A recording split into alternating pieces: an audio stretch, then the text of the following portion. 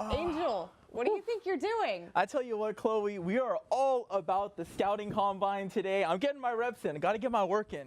But we also have USC Basketball, Beach Volleyball, Track and Field, and we had NFL Hall of Famer Eric Dickerson in studio. Woo! Sports Scene starts now.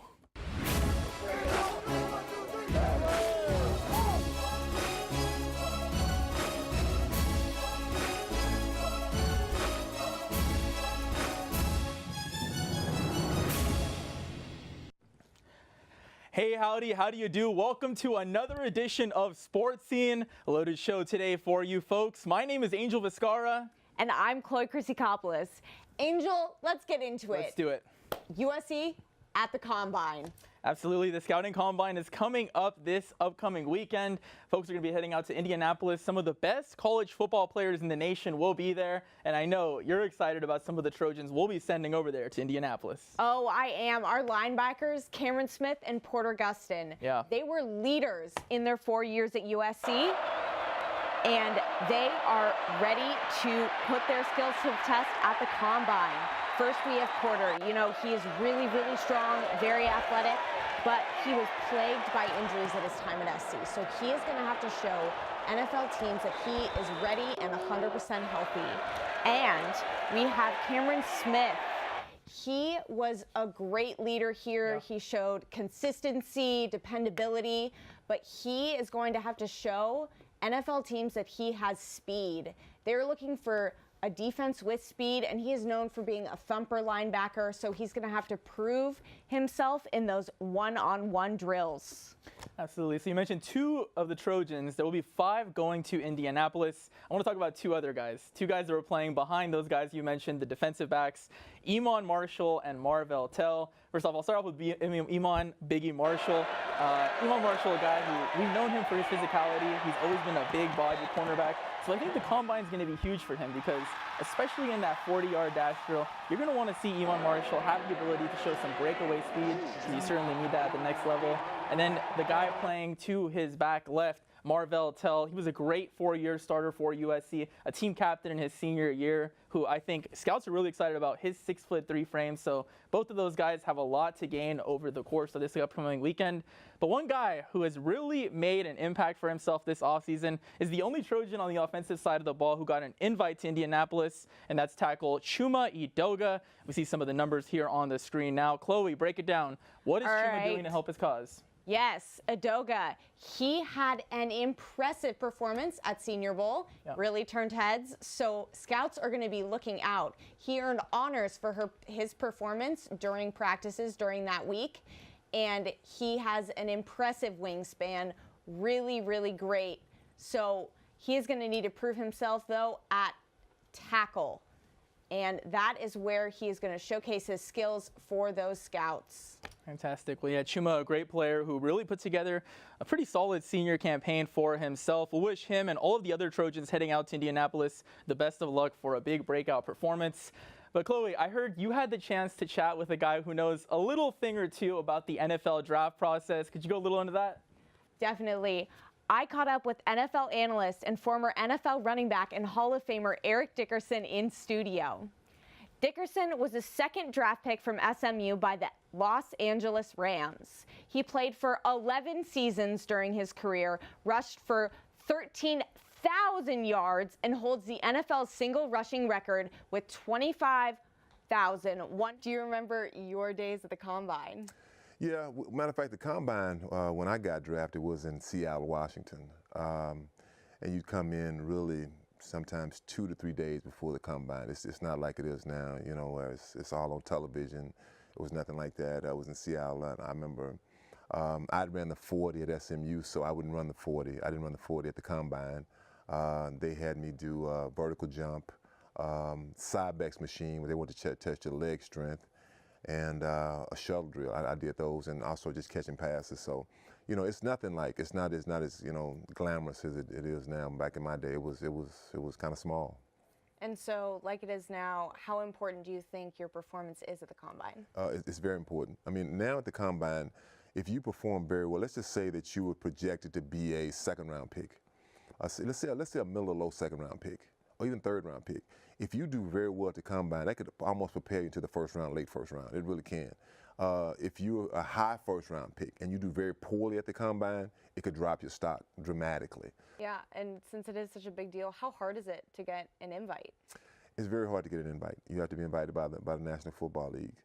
You know, some guys don't get invites. You know, some players don't get invited. They do end up making the NFL just because teams know about them. They'll get an outside invite, not to the combine, but they come to work out, you know, at their facility, or they'll go look at them work out. But it's very difficult to get an invite, and not like the old days. I mean, when I played, you'd have on a football team, you may have 90 players out there on the team. You might have 20 running backs. You know, you don't have that anymore. You have, you know, 20 receivers. You'd have 110, 20 guys out there, double numbers. You know, those days are way long gone. Yeah, and who would you draft first? In the draft coming up? Yeah, in the draft coming up. Oh gosh, Chloe, first of all, I don't even know who's going in the draft. You know, I'm always big on need. You know, it's not about. Sometimes we were taught back in our day, you take the best available player. You know, if I had the first pick and I needed a quarterback, would I take a quarterback? More than likely. You know, if I had the first pick and my offensive line was beat up pretty badly, I need an offensive line like I'll say, use an example like Arizona, and they don't have the first pick. They'll have a very high pick. They need offensive linemen very badly. I mean, because David Johnson is getting killed, the young quarterback there, Josh Rosen, is getting killed. So you have to protect your guys. So for me, you have to take the need. You know, what do you need? I mean, sometimes it's not the popular pick, it's not the flashy pick, but you have to take as a good football personnel person, you have to look at what do we need? Not what do the fans want us to take. You know, what does our football team need? Fantastic stuff, Chloe. Thank you for that great report. She gets all the fun assignments. She gets to talk to Hall of Famers. But hey, I'm joined by Taylor Begley. Not too bad. We're going to keep talking about the upcoming NFL Scouting Combine. And we're going to stick in the present, talking about the Trojans of today. But we're going to also dip a little bit into the past and talk about the Trojans of yesterday who went to the Combine and really made a big impact for themselves in their draft stock. Yeah. So USC is no stranger to the NFL Combine, and we're going to show you how this year's players compare to some of the great Trojans of the NFL. Fantastic. Let's start off right here, Taylor Begley. We got Matt Khalil, someone who was a top 5 draft pick. We see some of his measurables and numbers from when he went to the Scouting Combine back in 2012. Yeah. What are your thoughts comparing him to Chuma Edoga, a guy who's going to the Combine this weekend? So I think that if Chuma can try to match some of Khalil's performances at the Combine, he, like we said before, his Senior Bowl performance really propelled him. This will make it even more and better for him. So he really has a chance to show off to the NFL scouts at the Combine. And I think you see here, Matt Khalil had a grade of a 94 after the Combine, which indicates him as a once-in-a-lifetime player. Yeah. So his Combine results really helped him out there. And so along with our only offensive player, we have a couple guys on the defensive side heading to the Combine for USC. And sweet, we'll move along. So we're moving on. Okay, so the defensive backs that we have here. So what do you think about these guys that we have up on here? Adoree Jackson, he's not too long ago, he was here at USC. Yeah. So we're going to compare two of these guys that are going to the Combine. We have Marvell Tell and Iman Marshall. And Adoree Jackson, he was a first-round pick. These two guys here are thought to be around the mid-rounds in this upcoming draft. That's what the draft experts say. So we definitely will see how they perform. Here you see Jackson's stats. He had a 4.42 in the 40, vertical jump of 36, broad jump of 122 inches, and his overall grade was a 5.86. And that indicates him as he has a chance to be an NFL starter, which he did become an NFL starter. Yeah. So that was a great prediction there for Jackson, but we'll see how these other guys do when it comes to the Combine. Fantastic. Let's stick on the defensive side of the ball. I think we got two more players that we're going to be looking at, some linebackers, and they're going to be compared to Clay Matthews, a guy who has gone on to make a very formidable career for himself at the next level. Yes. Talk to me. Break it down. Cam Smith, Porter Gustin. Cam Smith and Porter Gustin have both been dominant at USC, and they're hoping to carry that over to the NFL. So the leading tackler this year for USC was Cam Smith. He's most likely going to be one of the first Trojans off the board when it comes to the draft this year. And one of USC's most notable players in the NFL right now is Clay Matthews, as we said before. And I think that Porter Gustin is going to be hoping that his hair is not the only thing that resembles Clay Matthews when it comes to combine times. Because if you look at these numbers here, let's break it down. So he was one of the top players he was in the top 5 for his position in the vertical jump, the 20-yard shuttle, and the broad jump. And he was selected in the first round of the draft, pick 26, to his current team, the Green Bay Packers. So that is all we have for the comparisons today. Absolutely. Angel? Yeah, absolutely. Thank you so much for your time, Taylor. We're going to keep on going now. We're going to talk about an upcoming team that we hope can also have a breakthrough performance, just like those Trojans. We're wishing them the best of luck in Indianapolis. We're going to toss it over to the USC men's basketball team, where Faith Bonds has more on them. Thanks, Angel and Taylor. USC men's basketball will be taking on crosstown rival UCLA Bruins tomorrow in a much-anticipated battle. Each team has an 8-7 conference record, and they're neck and neck in the Pac-12 standings. USC's 5th and UCLA's 6th. With the end of the season approaching, both teams will be vying to break into the top 4, which would earn them a bye through the first round of the Pac-12 championships in Las Vegas. Though the Trojans beat UCLA last month, they won't be able to rely on home court advantage this time. The Trojans' success will depend on strong shooting from Benny Boatwright, Jonah Matthews, and Kevin Porter Jr. Nick Rakocevic could be a big asset, but he'll have to stay away from penalties in order to be effective. Though he has the most double-doubles in the conference and puts a lot of points on the board, Rakocevic has been receiving tons of fouls, limiting his playing time. And the Bruins are looking stronger than they did a month ago. Chris Wilkes and Jalen Hands have been scoring machines, averaging 13.5 and 17.2 points per game respectively. Adding to that, UCLA recently secured a key win over Oregon State, who defeated USC just last week. The Bruins have lots of momentum that USC must overcome if it wants a shot at winning tomorrow's game. The Trojans need to stay active on defense and take advantage of as many shooting opportunities as possible. No matter the outcome, the Crosstown Challenge promises to be exciting for both sides.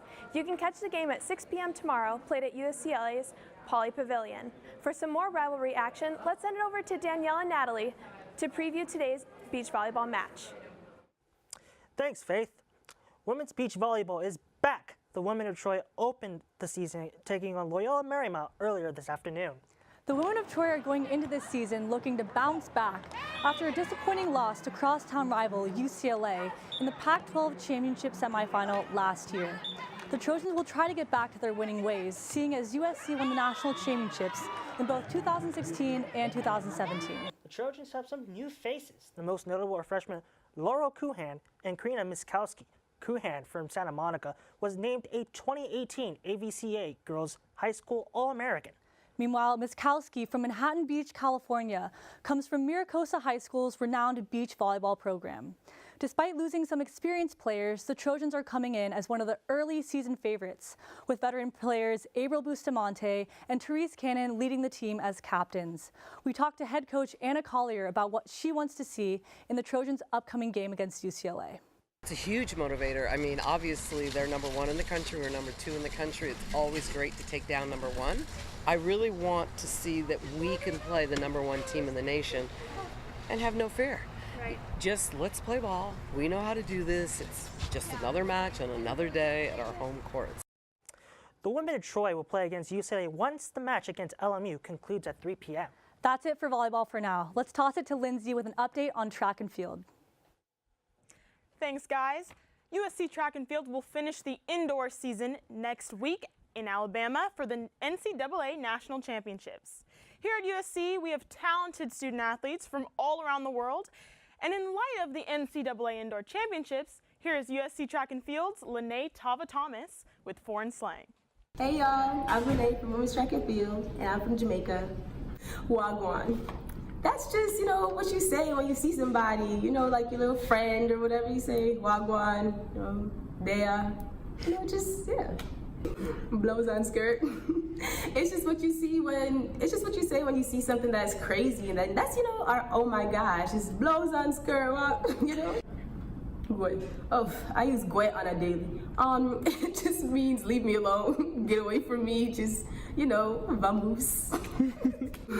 2 means 2.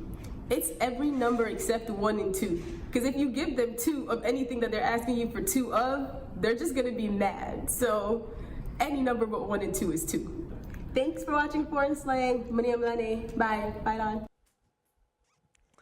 The USC women's team is currently ranked number 2 in the NCAA and have a solid chance of taking home the national title, with strong performances expected in the women's 60-meter hurdles, 60-meter, 400 meters, and 400-meter relay. Back to you, Chloe and Angel. Thanks, Lindsay. So we mentioned at the top of the show that the Combine starts today, and our very own Angel Viscara thought about entering the NFL draft. All right, I really considered it. Here is me busting out a 40-yard dash. Look at me with that blazing 6'1" speed. Are you kidding me? 6'1". Look at the stride, though. Look at the form. We've got Lindsay in here. She's a track athlete herself. She will attest. I have perfect sprinting form. Look at me getting it done as if I'm a Nike commercial. Look at me, look at me. I got the teeth sticking out. That's my version of the Jordan tongue. My buck teeth out of my lips. But anyways, look. If I would have ran sub 5, I would have dropped everything and gone to try to play some pro football. But you know what? I'm fine here in the studio. I like what I'm doing here. I like what I got now. Tom Brady had a 5.282.